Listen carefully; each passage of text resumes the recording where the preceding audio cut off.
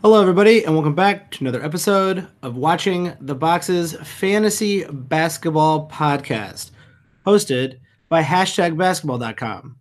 #basketball.com, your home for the best fantasy basketball tools on the entire internet. Go check them out.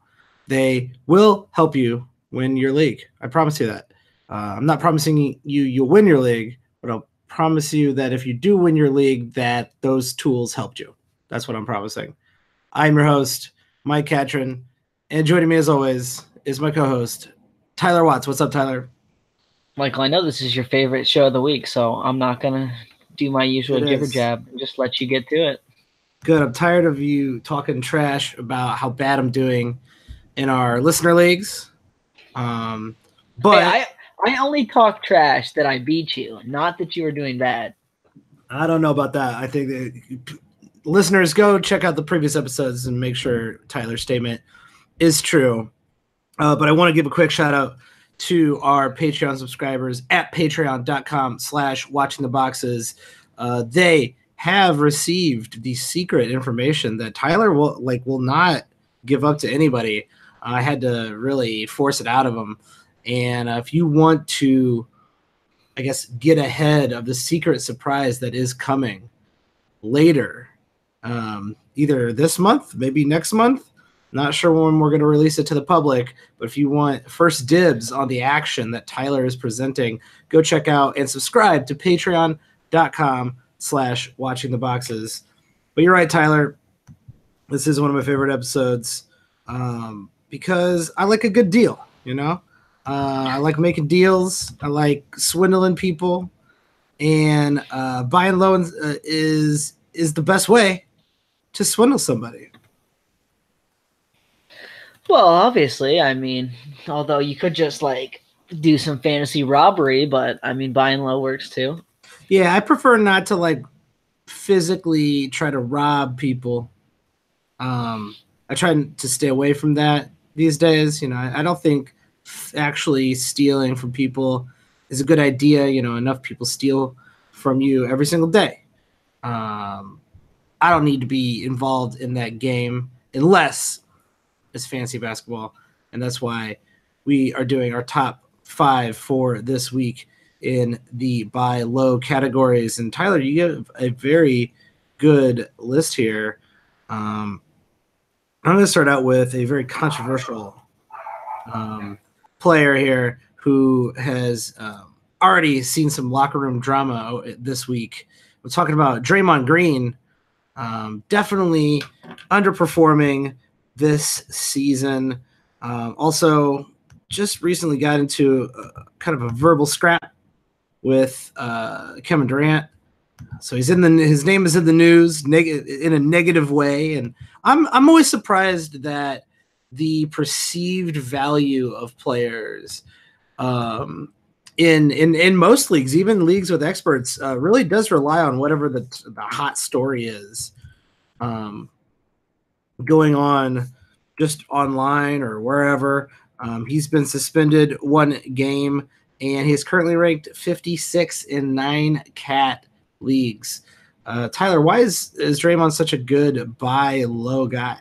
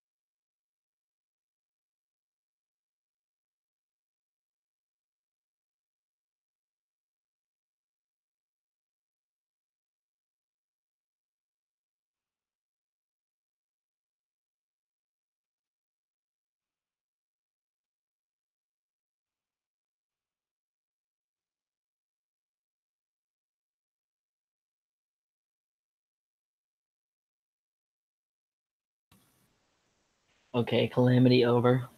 All right, no worries. I'll just pick it back up. Why is Draymond Green at the top, or at least in your top 5 of guys you are looking to buy low? Well, so there's the narrative angle, which you mentioned, and then there's kind of the production angle, right? I mean, he's averaging 7.5 points a game, and playing 31 minutes. That's probably not going to stick, and we know Draymond's never been a huge points guy. Anyways, the block shots are way down. The rebounds and assists are pretty comfortable, but he's shooting 24% on three-pointers. Like, that's probably not going to stick. He's shooting the worst free throw percentage he's shot since 2013, so that's probably not going to stick either. I just think things are going to get a little bit better for Draymond, and now people see this, that he got suspended for the game, and they get a little panicked, like, oh, well, he's been sucking anyways. He doesn't score any points, blah, blah, blah. And you never buy Draymond for points. So, I mean, I think the narrative angles probably play into this one a little bit more than the actual angles. Like, Draymond's going to play. He's going to steal. He's going to block shots. He's going to rebound. He's going to give you assists. He's going to help you in all those categories. And he's just a good player to win your league with, especially if you can buy real low. Yeah, I think this is a good time to take a look at your team. Anyway, it's about a month or so into the season, and to see what your team is actually doing. So obviously, you drafted a team think it's going to do one thing. Chances are it is doing something a little bit or a lot differently than you thought it was. And this could be a good opportunity for you to say, all right, my team is actually more of a fit for a player like Draymond Green than I originally thought. Maybe some of the guys you drafted aren't scoring a whole bunch, and maybe you want to pivot to punting points. And I'm all for pivoting based on just what your team is good at, what your team is bad at as the season goes along, because you can speculate all you want that your team is going to put it back together. The reality is on paper, your team is performing in a very specific way. And that is just the reality of the situation. And Draymond Green, as a guy who can get you rebounds, assists, and steals, and should, I would say, get those blocks and I would think he would get his free throw percentage back up to at least a normal level. Could actually end up helping your team, considering he isn't currently ranked as high as he usually is. I just don't think there's any real reason why he would utterly suffer compared to last year. My only worry here is that he does seem to be significantly avoiding shooting threes and is shooting such a bad percentage. I don't think that percentage can last, like you said. But I'm not sure Draymond Green has been looking for his own offense currently, and that's something that might not remedy itself until the later half of the season. Now, granted, he's never been, like a 20-point scorer. He's still going to only get you about 10 points a game, but that's better than 7.5. It's better than the half of 3 that he is currently shooting. So I'm with you that those stats, I believe, will get better. But I still feel like Draymond Green is a very specific fit for a specific build. Yeah, I mean, I'm with you there. But at the point that, and maybe you can't make this happen in your league because maybe guys are a little bit too smart. But at the point you buy Draymond for a player outside the top 50, does it even matter? Like, if I've got, let's say, I don't know, name a big point scorer. Maybe James Harden was my first pick. Maybe Anthony Davis. Right, so I've got that. Maybe I have like a Devin Booker that I picked in the 2nd or 3rd round, and maybe I have a DeMar DeRozan type where I picked in the 3rd, 4th, 5th round. Like, if I'm buying Draymond for somebody outside the top 50, at that point I don't even know that it matters what your team build is. Like, you're getting so many points, rebound, or you're getting so many assists, steals, blocks, that rebounds that you don't even need the points really. Like, yeah, obviously that's a good way to look at it. Like, if you are so good at points you could take a hit, then that's another good reason to trade for Draymond. Well, and I mean, it depends on who you're trading Draymond for too. Like, if you're trading a big man who only scores 12 to 14 points, like you're dropping probably 3 points. I think it's safe to say Draymond probably finishes the season averaging around 11 points a game. So you're dropping 3 points. Like that's a significant amount, but it's not like any fantasy killer. Now, obviously, if you're trading a 20 point per game scorer to get Draymond, you're losing a lot of points. Yeah, and that's something you're going to have to be very aware of when picking up. You are definitely not picking up Draymond for the scoring, but I do think I agree with you that he is a buy low candidate. This next guy is also a guy not known for his scoring and is scoring well below what he normally does. Otto Porter currently. This might be a week of non-scorers. Yeah, this whole list is basically low scoring guys.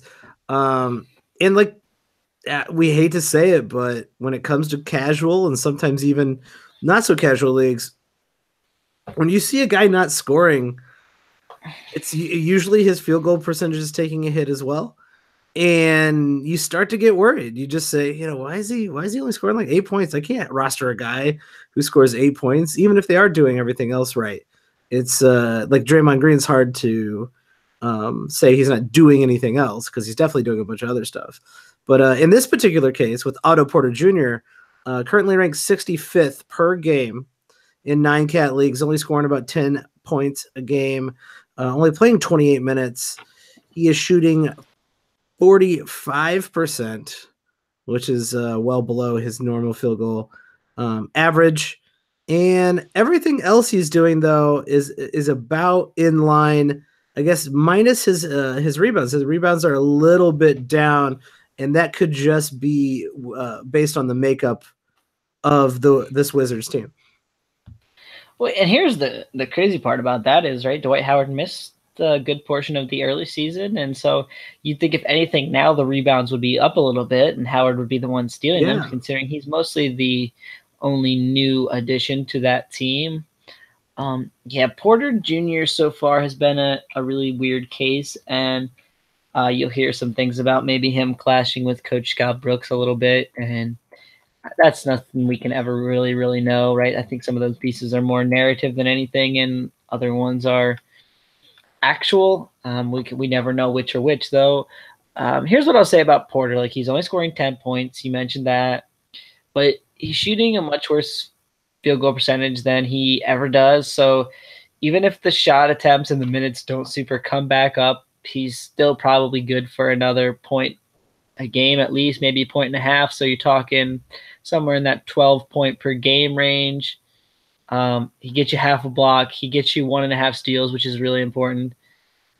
He's going to get you 3-pointers. I just feel like he can help you in a lot of ways. And the fact that he's still taking a lot of 3-pointers is a positive sign for him. It's the 2-pointers that he's really not getting. Yeah. And I'm just a big proponent of picking up someone like this because here's the thing, like, people are realizing he's struggling. Okay, you could probably buy him on the very cheap side and get a player who's helping you in a lot of categories you're not really noticing. And as far as the rebounds go, like, Dwight Howard keeps complaining about this injury. So how long is Howard even going to last, especially because this team is not performing great? Yeah, Otto Porter's the kind of guy, and we talk about this, he's very underrated. If you're in a roto league, I feel like this is a must buy low. Like, you got to get Otto Porter, sneak him over to your team if you can, because he does all the little things across the board that just kind of add up over the course of a week or a course of a season. He's there without you noticing, and he helps you win without you noticing. And that's how he has always been as a fantasy player. But we've also said with Otto Porter that because he does everything well or a little bit above good, that if he ever falls off a little bit in any one of the 9 categories, his value starts to drop to that bottom of that plateau, that 40 to 60 range. And that's exactly what's happening here. He's not shooting very well. He's playing a few less minutes. And I just don't feel like that lasts terribly long. Like, I think when you look at Washington, something is going to happen there, whether somebody gets moved or traded or whatever. But That would actually be the best case scenario for Otto Porter to have to take on a little bit more of a load when it comes to usage and offensive usage. But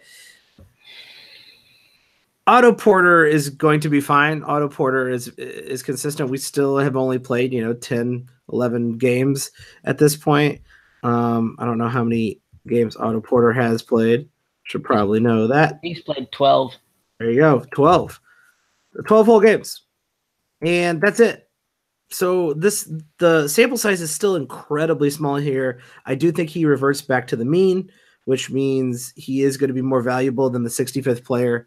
If you can trade, a 75 player for him and then get him on your roster, that's going to be a really good move come a month and a half from now when Otto Porter gets his shooting percentage back up and starts playing like Otto Porter. There's a strange anomaly in the Otto Porter season. So for a defensive rating, which is like a per 100 possession stat, he's relative 107 for his career, and every season basically of his career, he's oscillated somewhere right around that 107 number within basically 2 spots of it. And this year, for some reason, his defensive rating is 114. So I think it's not just the offense. He's like struggling a little bit on the defensive end too. And a lot of it may be just this Wizards team. But I don't see any reason why any of these numbers don't bounce back to what they have been in the past. Yeah, it's hard to give a crap when you don't like anybody on your team. Go talk to the Minnesota Timberwolves about that. Minnesota says Timberwolves. Whatever the hell, the Minnesota Timber Bulls, because it's basically just a breeding ground for old Bulls players. And man, like something is going to happen in Washington. It has to, especially if they keep losing games. Though they have won a few here over the last week. So. Did Tibbs get fired after the season or whatever? Like his contract is. If they don't make the playoffs, Tibbs gets fired. Does anyone? Is that Tibbs' last stop in the NBA then? No, absolutely not. Tibbs is a quality. He might not be a head coach, but it's not his last stop in the NBA. I don't know, man. It's hard to swallow your pride after. There are plenty of shitty teams out there who would happily have Tom Thibodeau as their coach. I don't know, though. He just refuses to change, and anyone who's progressive at all, like I worry that might be the end for Mr. Tibbs. Like I said, there are plenty of teams that aren't progressive, that are actually absolute trash, who will definitely take a swing at a coach with a name like Tom Thibodeau. Let's talk about some of these other buy low candidates that you got here, Tyler. Another low scorer. This is the low scoring episode, so congratulations on tuning in for this one. This guy is also scoring about 10.5 points per game. His name is Ricky Rubio, one of Tyler's favorite players, one of my favorite players as well. Big fans of Ricky Rubio. And you go look at him, what he's ranked currently per 9cat, 157th, not even standard league relevant. Just shooting an absolutely abysmal 33%. You do have to think that shooting percentage does come back up. But if you look at everything else he's doing, he might be, not getting as many rebounds, but I'm not too worried about that. But he's getting 7.5 assists, almost 1.5 steals, and still shooting a good free throw percentage. So Ricky Rubio is doing everything but shooting a field goal percentage that is respectable.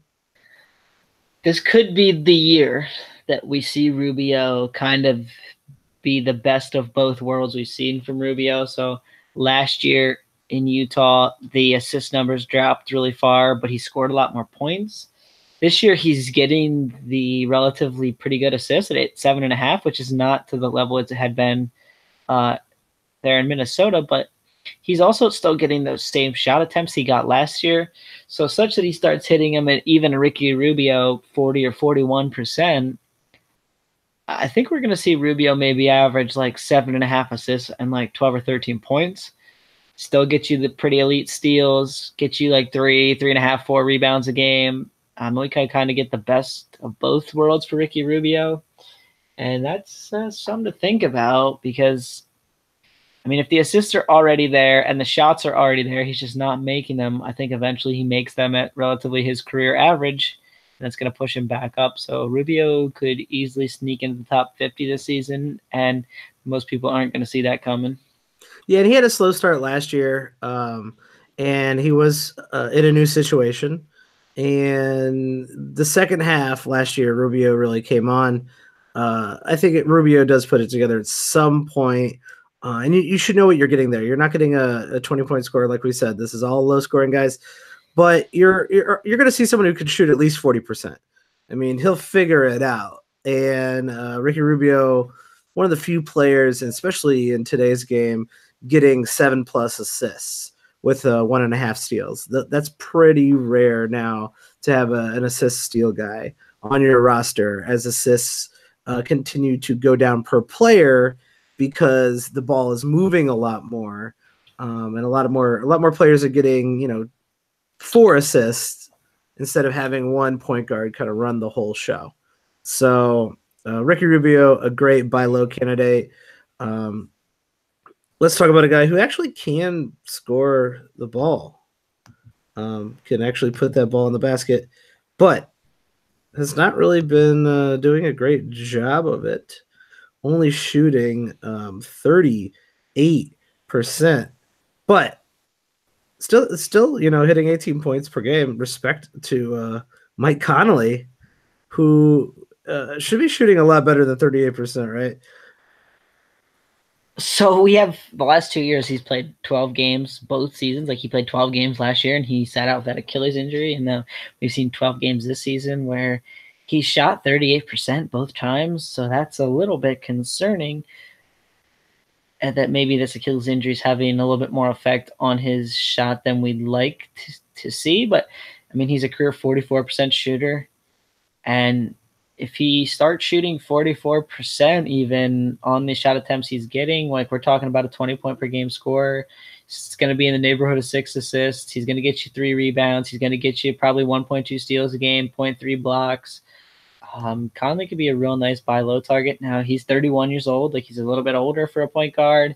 And he did have that Achilles injury last year. Now he didn't tear his Achilles or anything, but he basically sat out most of the season with some sort of Achilles strain, I would guess, which is a small tear in there.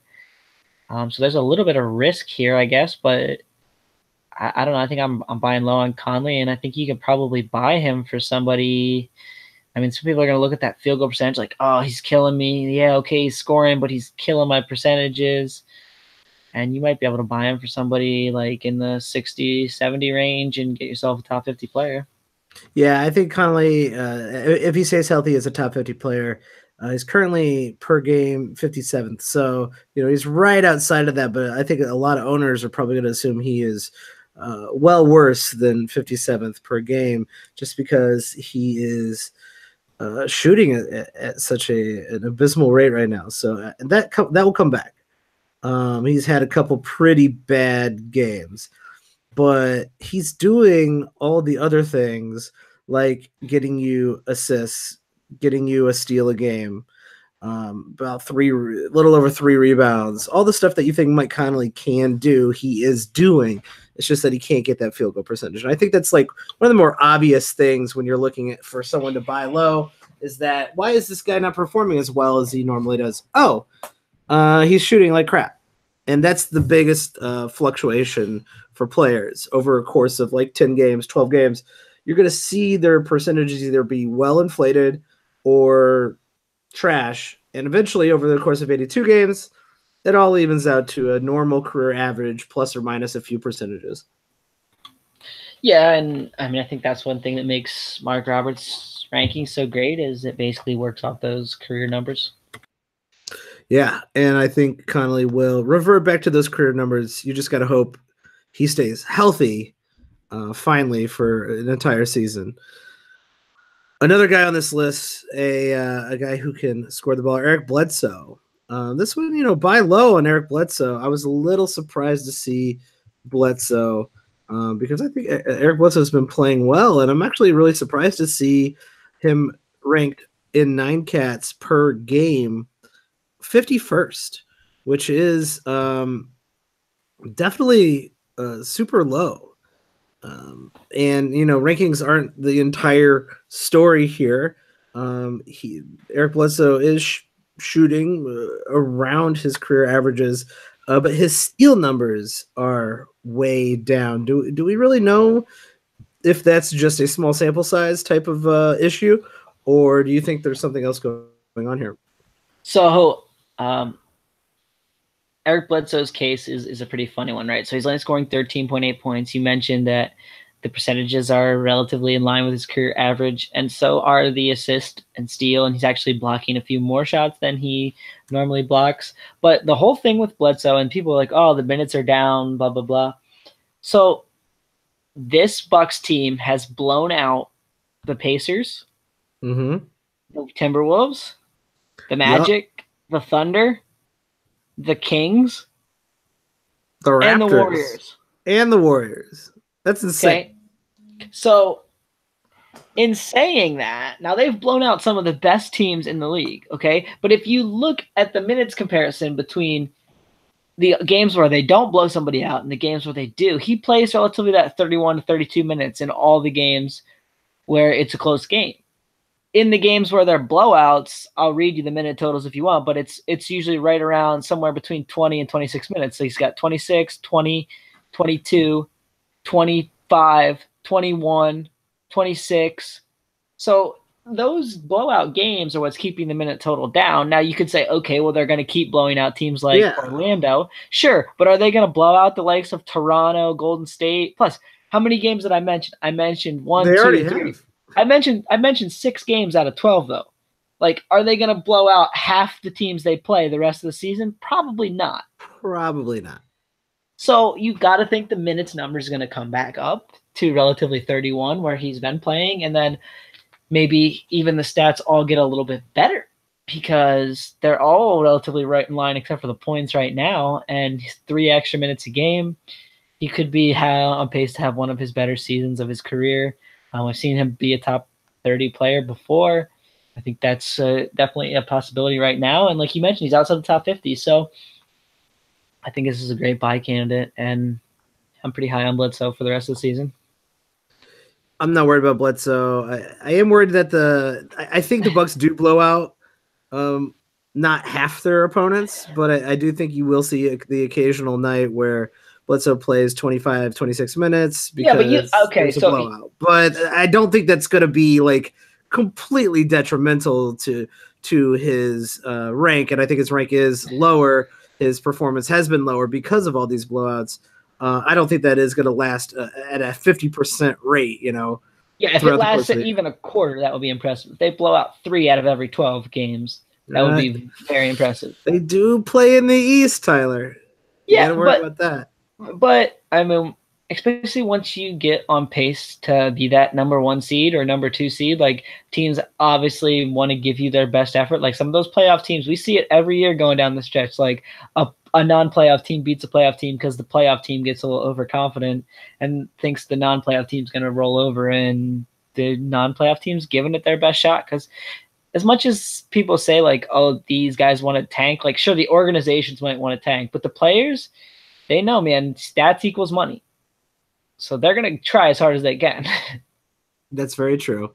The last guy on this list is Shai Gilgeous-Alexander, one of our favorite rookies, someone we've talked about in our previous episodes as guys to watch out for this week, or even get on your roster. I think this guy, even though per game he is ranked 132nd, I do agree with Tyler's hot take from the beginning of the season, before the season, in fact, that this is a rookie to look out for. And looks like, since he is going to be starting in LA, hopefully those minutes, which are currently at 28 per game, go up to the plus 30 mark. And it looks like every single week this kid gets a little bit better, a little bit more confident. And the fact that he might be on your waiver wire right now, let alone someone you could trade for, is definitely a good pickup Yeah, and here's the thing too. Like the thing I like the most about Shai Gilgeous-Alexander maybe is he's a good defender, even for a rookie. Like the guy can defend, and he's got some guys on that team that can help him, like Patrick Beverly. He's got really long arms. He's gonna get you steals. He's gonna block some shots for a point guard. He's gonna rebound the ball. He's gonna get you some assists. He's gonna help you. He's one of those guys who helps you in every category. From what we've seen so far from his 3-point shooting, he shot over 40% in college. He's shooting over 40% in the NBA. Now, no guarantee that that sticks, but he can shoot some 3-pointers. He's not a super volume 3-point shooter, but if he keeps hitting 40%, would I be surprised to see that go up to like 1 a game? No, I wouldn't. So he's one of those guys who's just going to help you across the board. And we talk about those guys, quickly vaulting up because they don't have any negative numbers. Like, so when you look at things like ESPN's player rater or the things on Basketball Monster, like not having any negative categories helps you out a lot in overall rankings. Yes, it does. And, a lot of those guys are kind of, when they have, as we've already talked about, your Otto Porters, the guys like Draymond Green, when they are on that cusp of being at the top of that like first big tier, all it takes is a slow start to be at the bottom of that tier. And those are really good guys to exploit to get on your team because they're going to play better than they currently do. And I think this list of guys, Eric Bledsoe, Otto Porter, Ricky Rubio, Mike Conley, Draymond Green, all those guys really slow starts. Gilgeous-Alexander is actually just coming into his own, and I feel like this is the time to, like you said, to get him on your team and make sure he's rostered. Yeah, so we had a good point guard flair. We had a big man. We had a couple wings. We had a nice mix here of players to buy today. So if you need somebody on your team, there's 6 guys to target.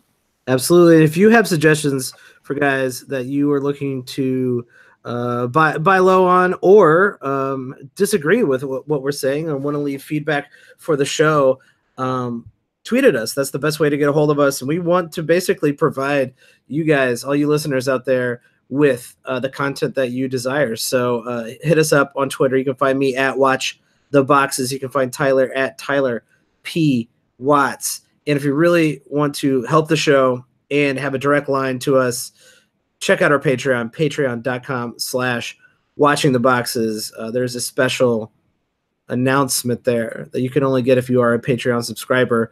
Also, you get access to these shows early. So that's something we have started to implement for our Patreon subscribers, is that you will get access to the Waiver Wire show and the Buy Low and Sell High shows early on our Patreon as exclusive content for our Patreon subscribers. So get over there, subscribe at patreon.com/watchingtheboxes, and we'll catch you next time. Thanks, everybody.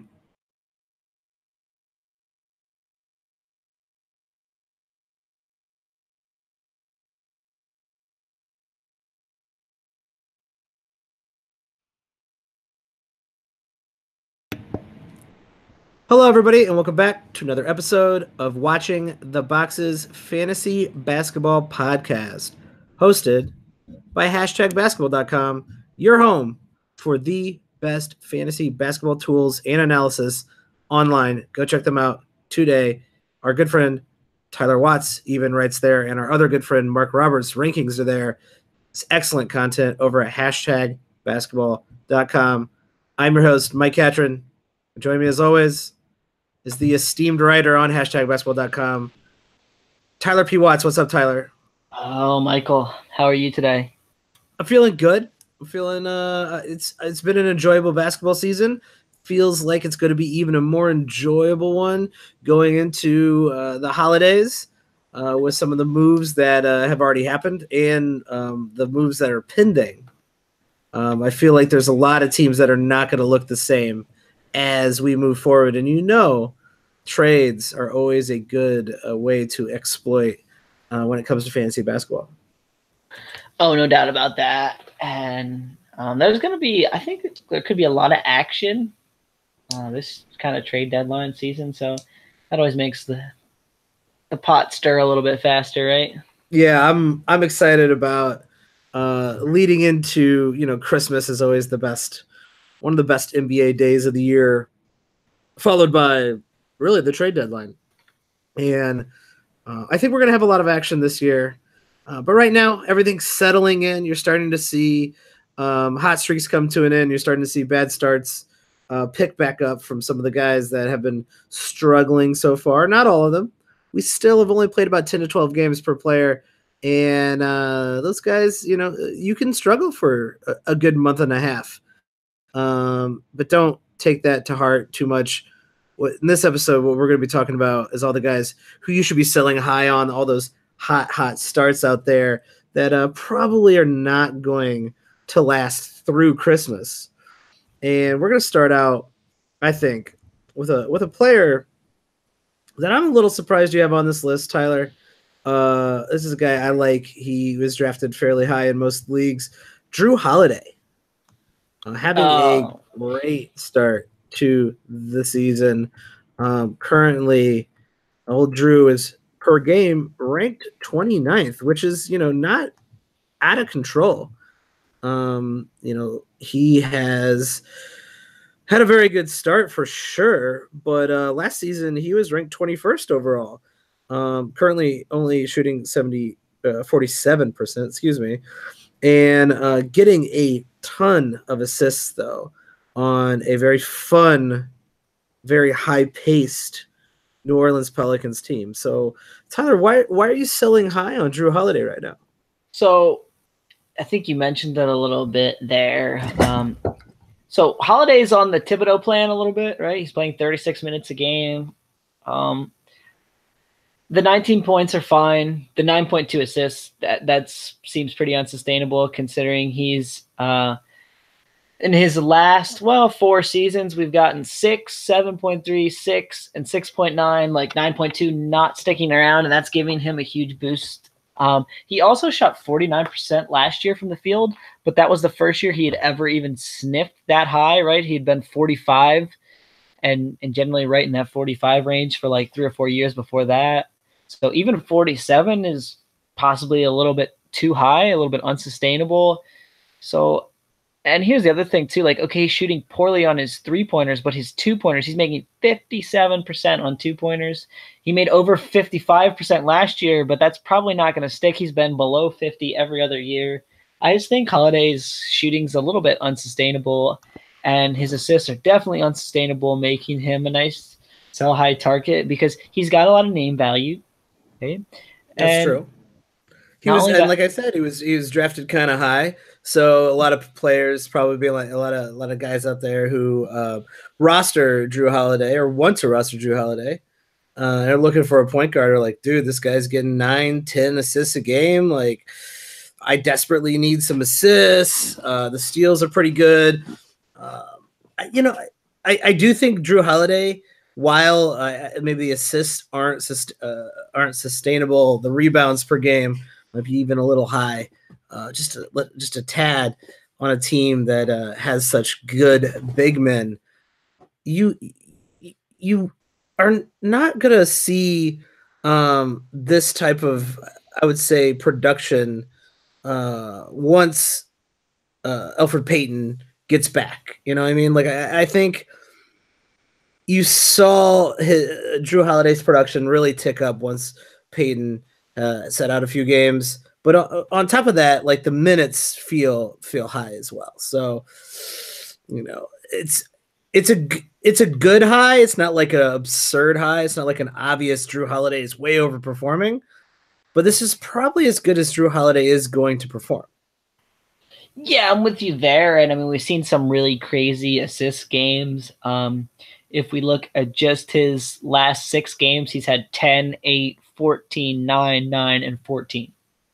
That's pretty incredible. Right. And then if you look even the 2 before that, he was 9 and 9, and then he goes back into that usual range he kind of was in. Like, he's got a 6, he's got a 5, he's got an 8, he's got a 9, he's got a 10. Like, he's just on a really hot assists run, and I just don't think that's quite sustainable. And you mentioned it too, like, he's had 3 games out of his last 5 where he shot over 60% from the field. Like, there's just a lot of things right now that shows you Jrue Holiday's playing really hot, but it's probably not sustainable, and you're going to get So if you can sell him now, and especially if you can sell him for like a second round player, that seems pretty wise move. Like if I can get a Devin Booker or Jimmy Butler, a Paul George, right? Give up Drew Holiday, get one of those players. I think I'd do that in a heartbeat.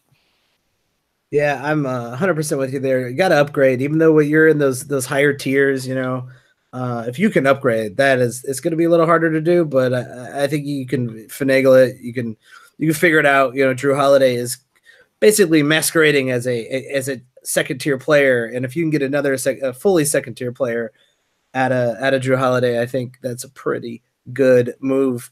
The next guy on this list is basically shooting 35-foot 3-pointers like he's Steph Curry, but instead he's about 7 foot tall. His name's Brook Lopez. He's on the Milwaukee Bucks, and he's currently averaging, three-pointers a game and close to 5 3-pointers a game over the last 3 games. He's absolutely out of his mind. He might be the first player just in general over a 2-week span to average 4 3-pointers and 2 blocks in the history of the NBA.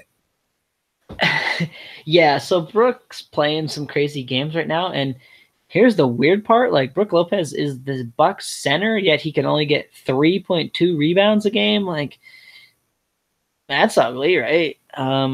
This is a weird line, and let me just throw it out there. Let everybody hear it. If you had a guy hitting 3 3-pointers a game, getting 3 rebounds, 1.2 assists, half a steal, but 2 blocks, you would probably think like, is that like a long, like a weird athletic forward, like a 3-and-D like guard forward, like wing kind of guy who just happens to be on a block streak? But it's Brook Lopez. Yeah, so I mean, obviously you mentioned it, like he's shooting a ton of 3-pointers, so he's probably going to set a new career high in 3-pointers made, but shooting 41% from 3 does not at all seem sustainable for a guy who's a 34% career shooter from 3. I don't know. What do you think you can sell Brook Lopez for? Because in a lot of my leagues, I think people are like, oh, well, this is a center who doesn't get rebounds. So unless they're a very specific team that's kind of punting rebounds, and they're not punting blocks, which is just a weird. Like, I don't know if you punt rebounds and you don't punt blocks, and considering like there's not many guys who block a shot who don't get a lot of rebounds. Like we talk about all the best block guys in the NBA, save Brook Lopez, like they're all big time rebounders. Your Hassan Whitesides, your Rudy Gobert's, like all those types. Yeah, this is a very strange type of sell. So I'm not really sure that you're going to get a ton of value out of Brook Lopez, but I think like you could kind of swindle a team that is needs 3-pointers or needs blocks into a guy who can do both. So you might be able to get like a good like 50 to 75 ranked player out of Brook Lopez, who probably is not much better than that. Because like if anything kind of falls off here, which will probably be the 3s for Brook Lopez, you're looking at a guy who's probably ranked 70, 80, 90 range. So if you can swindle your way into, I mean, like a Ricky Rubio, like someone who's underperforming, that should be in that 50 to 75 range. I think that's the play here. The question here too, and one of the big reasons why I'd sell now, obviously in the last 2 games, we've seen him play 36 and 37 minutes, but like he's got plenty of games, even games where they have been close games where he's like in the 20, 23 minute range. So that's kind of worrisome in the sense that you don't really know what you're going to get from Brook from night in and night out. Like it seems like they're kind of just using him a lot based on matchups. Like there's plenty of games where he's gotten 30 minutes. He's played over 30 minutes 4 times. He's played 20 to 29 minutes 8 times, and he's played under 20 minutes once already this season. Now, granted, they blew the Kings out that night, but I think the minutes are kind of inconsistent too, and that's a worry for Brook Lopez. Yeah, you think perhaps with the run of play that Brook Lopez's spot on this team might be sustainable, but I don't have a high confidence level that Well, and he's going to play 30 minutes a night for the rest of the season. And I think Brooks a lot of matchup play. Like I think when they play some bigger teams, that they're going to play guys like John Henson a little bit more, and they're going to maybe play Brook a little bit less. And then there's other matchups where Brooks going to get the big minutes. Yeah, sometimes Brooks just is not going to be able to stay on the floor. It's kind of like the lumbering, when we talk about Enes Kanter, he's just not going to be able to stay on the floor. It's just a fact that some of the matchups are just so poor, it hurts the team to keep someone like Brook Lopez on the floor for extended amount of minutes. So another good reason to sell high here with Brook Lopez. Let's go to another big guy. I think you might have just mentioned him, Hassan Whiteside, who is some sort of creature, monster man, destroyer of worlds. Dude, so basketball reference, shout out to another great basketball reference nickname for Hassan Whiteside, Count Blockula. Oh, that's pretty good. He is a monster, I told you. He's one of the original Count Blockulas. Out of his mind over the last week, scoring, getting about 16 rebounds a freaking game. Over the season per game, he's ranked 38th, which would not be the most he's ever, per game that he's ever averaged in his history, but also would be higher than last year. You have to assume 15 freaking rebounds a game might not be terribly sustainable, along with almost 3.5 blocks. Those two stats feel very inflated. Yeah, and we've seen a year where he's done both things. We've obviously never seen a year where he's done both things at the same time. I mean, he led the league in rebounding with 14.1 in 2016-2017. Now he played 32 minutes a game that year, and he blocked 3.7 shots a game the year before that in only 29.1 minutes. So we've seen him do this stuff in the past, but I think it's important to remember he played 25 minutes a game last year, and he only played in 54 games. The guy was drafted in 2010, and he's basically, in his career, he has 283 games. So that's not a lot. There were 2 years he didn't play at all. There was a lot of years where he's never played anywhere close to. He's played over 70 games 2 times in 8 years. I think that's worth mentioning. So there's obviously been some injuries and other issues with Hassan Whiteside. He's playing great right now. I think if you can sell him for a top 30, 40, 50 player, that's probably a wise move, because not only is the production a little bit unsustainable, but he's also just a little bit risky of an asset. Yeah, I think the risk factor here is important to consider. Sure, he's completely on fire right now, and it's probably good to hold on to him for another week or two, but we don't know about playing time. We don't know about health, and those are things that are not like, do you worry about LeBron's playing time or health? No. You worry about some of these top players. You really worry about their playing time or health? No, you don't. But there's some big flags when it comes to Hassan Whiteside, and this is a good. I think you really can get some super good value off of him by selling him to a guy who doesn't care about free throws. Because if you don't care about free throws, Hassan Whiteside's like crazily more valuable than a top 30 player. He's like a top 15, top 10 player. So if you can target the guys, if you're not punting free throws or only pseudo punting free throws, and you actually think, you know what, I can make a run at free throws if I just get Hassan Whiteside off my team, it's probably a good idea to swing him for someone in that top 15 range, top 20 range. I mean, I'd rather have Rudy Gobert if I'm trying to not punt free throws. Even though Rudy Gobert's free throws aren't that great, they're not as bad as Hassan Whiteside's. So this is he's overperforming for sure. Even if it's not like a great overperformance, it's just slightly like, wow, this is very, very good. It doesn't feel sustainable, and then the risk around Whiteside just make him a really good sell high candidate. Yeah, and if you're just looking to get out of this asset, and maybe that kind of fits your team, and maybe you're just looking to move on, you might be able to trade even for like a guy like Clint Capella.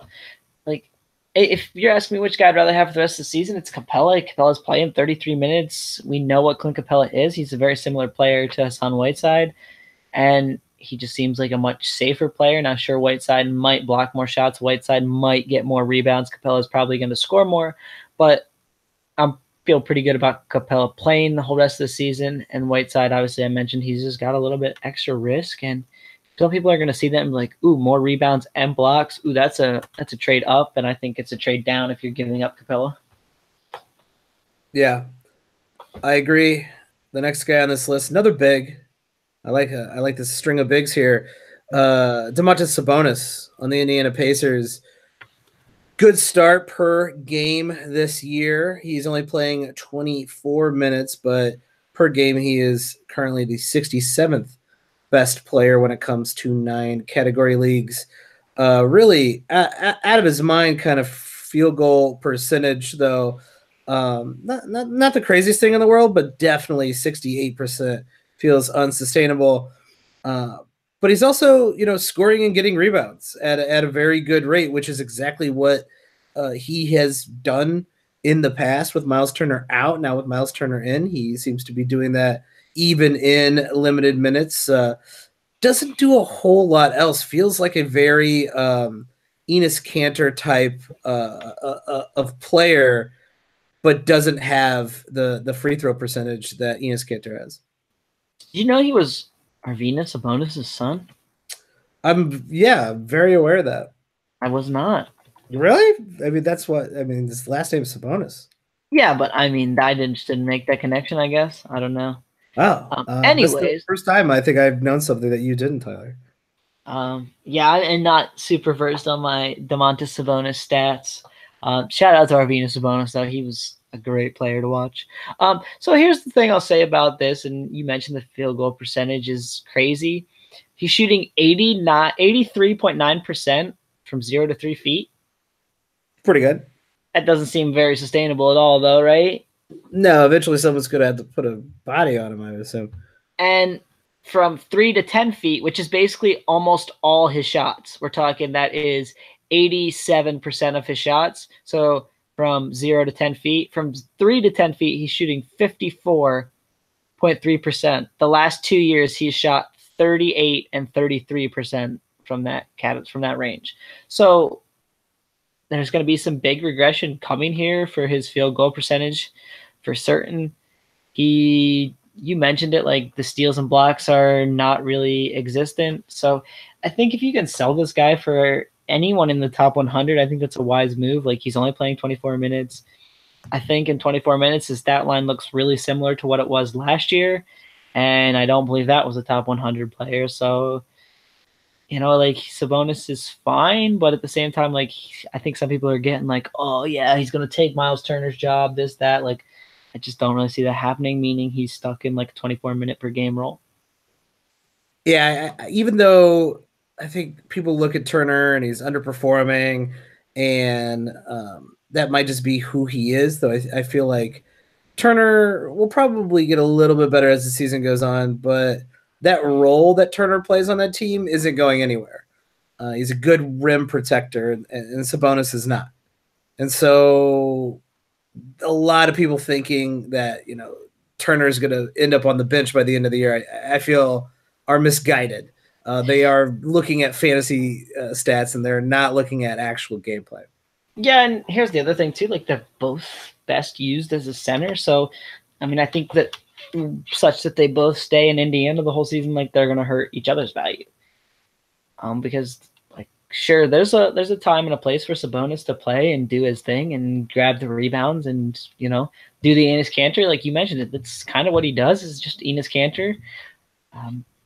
And then there's a time where they need Turner in there blocking the shots and protecting the rim. So I think they're going to cannibalize each other a little bit. Yeah, I think so. And that's going to happen for the rest of the season, making both of those guys a little bit less valuable unless there is some sort of trade or injury. And this is probably as good as Sabonis is going to play throughout the season. This is best case scenario is like he continues to do this the rest of the season, which I feel is, like you said, unsustainable. So a good time to move on and try to get maybe, if you can get a 50 to 75 ranked player for him, go for it. That's a pretty good haul for Sabonis at this point, especially if someone's lacking in those rebounds. That's a good guy to send their way because it'll be more valuable to that team. The last guy on this list is I'm surprised you put him on this list, Tyler. This is your boy out of Sacramento, De'Aaron Fox. Hot start, mowing down teams. Look like he might be having a little bit of a breakout season here. But Tyler, you're coming out and saying this guy is a sell high candidate per game. De'Aaron Fox, 9-cat, is currently ranked 62nd. He is shooting 50% from the field, which smells unsustainable. Still brutally bad at free throw percentage, but the assists are up, the steals look good, and the rebounds are solid, and he's scoring a lot. So Tyler, why are you selling high on your boy De'Aaron Fox? So the big knock about him coming out of college was he's not a good shooter, and now he's shooting 44% on 3-pointers. Yeah, that's probably not going to last. He shot 30% last year. So if he could even shoot 35%, like that would be a huge increase. If you just look at all his shooting percentages, like they're crazy unsustainable. He's making 75% from 0 to 3 feet. He's shooting 50% from 3 to 10 feet. He was 35% last year. From 10 to 16 feet, so basically on mid-range jumpers, he's shooting 56%.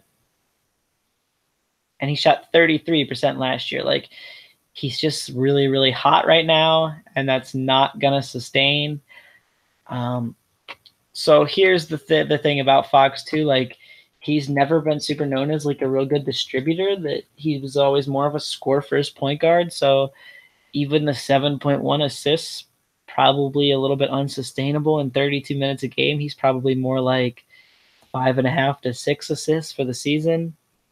So we're looking at a guy, 4 rebounds. Okay, that maybe sticks, like 5.5, 6, even though we say 6 assists. Points are going to go down, so he's going to be like 15 points, maybe half a block if he's lucky, probably closer to 1 3-pointer when he settles into making the right percentage. Like, none of this stuff sounding great, is it? No. I mean, as a roto player, I always look at his percentages and go, it's going to be really hard for me to roster this dude. Well, and some people are getting really excited about him, like, oh, he's shooting great, he's getting assists. Like you mentioned it, right? Like, he's doing awesome. Now's the time to sell. So if you can sell this guy for anyone, even in the top 70, 75, I'd probably do that. I just don't think the value is quite sustainable. And you don't want to sell like super, super low. But you could, if you can buy someone in the top 50, definitely do that. I don't think he's a top 50 player. And look for somebody who's not playing super hot and try to make a move. If we look at our guys that we mentioned in the buy episode, like if I could trade my De'Aaron Fox and get Eric Bledsoe, Otto Porto, Ricky Rubio, Mike Conley, like I'd do that. Yeah,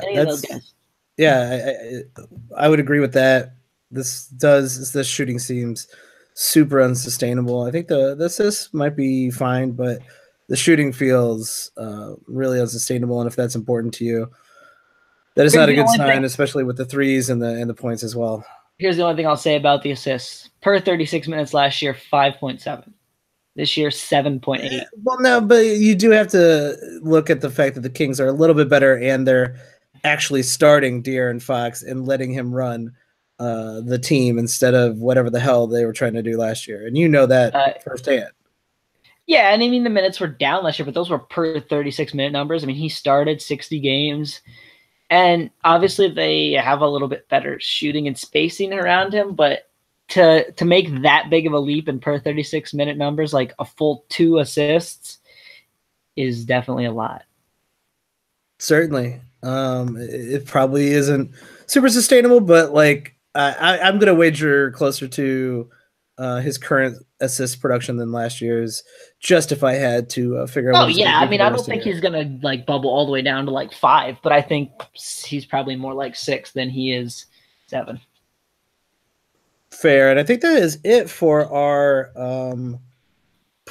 sell high candidates out here. Hassan, Whiteside, Brooke Lopez, pretty obvious ones. Sabonis, just we don't feel like there's a good future there. Same with De'Aaron Fox. And Drew Holiday playing very, very well, but also probably playing at his peak right now. So if you can get a better player for him, go for it. A very good sell high list here, Tyler. Tyler, do you have anything else you want to plug? You can check out my weekly buy and sell article on Fantasy Pros. And you can also check out my weekly schedule primer. It should come out on Sunday morning for hashtag basketball. That'll set you up for the week 6 and everything you need to know about who to stream in your head-to-head leagues. Yeah, that weekly primer is money. We do talk about that every Sunday and try to get that podcast out Sunday night so you can be prepared for your week. And you can find all that stuff that Tyler does on at his Twitter account, Tyler P. Watts. That's WATTS. You can find me at Watch the Boxes. And if you guys got feedback for the show, stuff you want to hear, we're waiting and ready to hear your feedback. If you want to do questions, more mailbags, more Dynasty and Keeper talk, we're interested in providing whatever content you want as listeners. So hit us up on Twitter, or if you want a direct line to us and want to support the podcast, go check out patreon.com/watchingtheboxes. There is a special announcement for our Patreon subscribers there. They will get first dibs on a very special event that Tyler will be hosting, along with the fact that they get these podcasts early. So you will get the waiver wire and the Buy Low Sell High podcasts a few days early than the general public. So if you want to be in the know before the average Watch the Box listener, who let's say you're in a league where half the league's listening to Watching the Boxes, if you want to get a head start on those guys, and by the way, we appreciate you spreading the word about Watching the Boxes to the rest of your league, even though it gives you a competitive advantage. But if you want to get it even more so, go subscribe, patreon.com/Watching the Boxes. And that's it for tonight. We'll catch you soon. Thanks for joining us. Good night.